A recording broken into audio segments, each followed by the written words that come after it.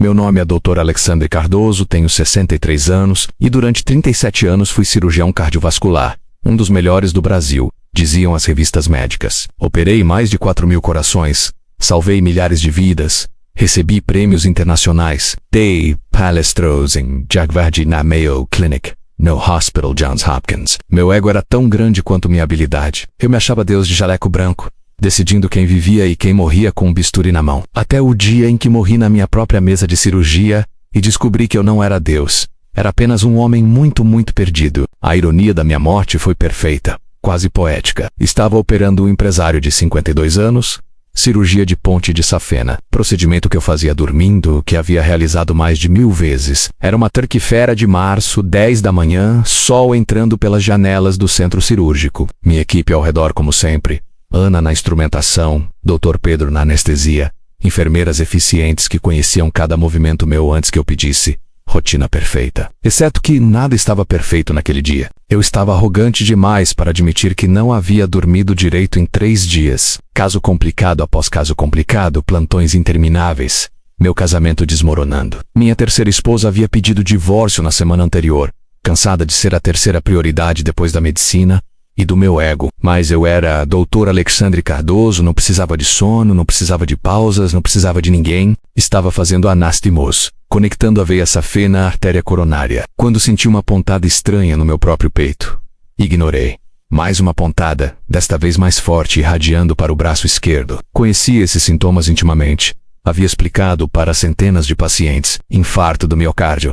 Eu estava tendo um ataque cardíaco, no meio de uma cirurgia, com as mãos dentro do peito aberto de outro homem. Dr. Cardoso, o senhor está bem? Está pálido, Ana perguntou, preocupação na voz. Estou ótimo. Concentre-se, respondi rispidamente, embora suor frio estivesse escorrendo pela minha testa, embora minha visão estivesse começando a embaçar nas bordas. Mais alguns pontos, só mais alguns pontos e eu poderia fechar, passar para o Dr. Pedro terminar, então procurar ajuda. Mas meu corpo tinha outros planos. A dor explodiu no meu peito como uma bomba, tão intensa que a agulha escorregou da minha mão trêmula. Vi o monitor do paciente começar a apitar, sua pressão caindo porque eu havia perdido o controle da sutura, sangue começando a vazar. E então meu próprio monitor começou a gritar, porque alguém teve a presença de espírito de conectar eletrodos em mim quando comecei a cambalear. Meu Deus, ele está tendo um infarto! Algum grito, Dr. Pedro apareceu no meu campo de visão tentando me afastar da mesa. Mas eu resisti, tentando terminar a sutura com dedos que não respondiam mais, sabendo que se eu parasse agora,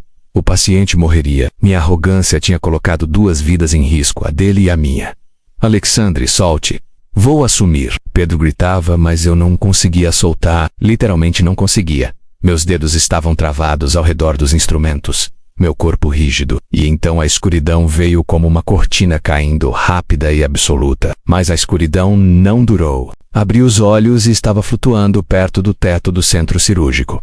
Podia ver tudo com uma clareza impossível. Meu corpo desabado no chão, a equipe em pânico total, metade deles tentando me reanimar, a outra metade tentando estabilizar o paciente que eu havia deixado sangrando na mesa. Era o caos que minha arrogância havia criado. 2 vidas pendendo por um fio porque eu havia sido orgulhoso demais para admitir fraqueza. Ana estava chorando enquanto fazia compressões no meu peito. Não morra! Não morra! Por favor! Não morra! Dr. Pedro estava operando freneticamente o paciente, suas mãos tremendo de uma forma que nunca vi em décadas de trabalho conjunto. Vai ao monitor dele, linha quase reta, apenas pequenos blips de vida persistindo teimosamente. E então vi algo que não deveria ser possível. Havia outro homem no centro cirúrgico, flutuando como eu, observando a cena. Ele estava vestindo roupas antigas, um terno dos anos 40, e havia uma estranha serenidade em seu rosto enrugado. Quando nossos olhos se encontraram, ele sorriu. Dr. Cardoso, finalmente nos encontramos. Quem é você? O que está acontecendo? Eu preciso voltar, meu paciente está morrendo. Seu paciente, o homem riu, mas não era cruel. Interessante que ainda pensa nele como seu, mesmo agora. Meu nome era Dr. Samuel Ferreira. Fui cirurgião também, morri em 1953 durante uma cirurgia assim como você está morrendo agora, e tenho esperado 67 anos para encontrá-lo. Esperado por mim por quê? Porque você foi eu, Alexandre. Em outra vida. Em outro tempo. A arrogância, o complexo de Deus, a incapacidade de admitir limitações, tudo igual. E assim como eu, você está prestes a aprender a lição mais brutal que um médico pode aprender. Ele apontou para a mesa de cirurgia onde meu corpo estava sendo reanimado. Você tem uma escolha. Pode vir comigo agora, sem dor, sem luta. Seu paciente morrerá, Mas você não terá que viver com isso. Ou pode Volter, mas, sei Volter, terá que enfrentar algo que nenhum cirurgião deveria enfrentar. O quê? Diga logo. Você vai sobreviver a este infarto. Seu paciente também vai sobreviver. Pedro é excelente e vai conseguir estabilizá-lo. Mas o dano ao seu coração será severo. Você precisará da mesma cirurgia que estava realizando Ponte de Safina, talvez múltiplas. E aqui está a parte interessante. Você vai ficar consciente durante parte dela. Vai experimentar o que milhares de seus pacientes experimentaram. O terror, a vulnerabilidade, a absoluta impotência de ter seu peito aberto, sua vida nas mãos de outra pessoa. Sente náusea mesmo sem ter estômago físico naquele momento. Isso não é possível. Anestesia adequada, awareness intraoperatória. Acontece em 1 a cada 1000 casos. Você sabe disso. E vai acontecer com você. Mas isso não é nem a pior parte. Ele flutua mais perto, seus olhos fixos nos meus. Quando acordar, descobrirá que sua mão direita tem dano neurológico permanente devido à falta de oxigênio durante o infarto. Tremor fino, perda de precisão. Você nunca mais poderá operar. Não. O grito saiu de mim como uma explosão. Cirurgia é tudo que eu sou. É minha vida, minha identidade. Exatamente. E é por isso que precisa perder, assim como eu precisei. Veja, Alexandre, quando morri em 1953, estava no auge da minha carreira. Era brilhante, famoso, adorado e completamente vazio por dentro. 3 casamentos falidos, filhos que mal me conheciam, colegas que me temiam em vez de me respeitarem. Morri sozinho, amargurado, cheio de arrependimentos. Você recebeu uma chance que eu nunca tive, uma segunda vida. Você é minha segunda vida, a chance de fazer diferente. Mas gastou 37 anos repetindo exatamente os mesmos erros. 3 esposas, relacionamentos destruídos, ego inflado. A única diferença é que desta vez você não vai morrer. Vai ter que viver com as consequências. Olhei para baixo novamente. Meu coração havia voltado a bater ritmo irregular. Mas Bibo, o paciente também estava estável.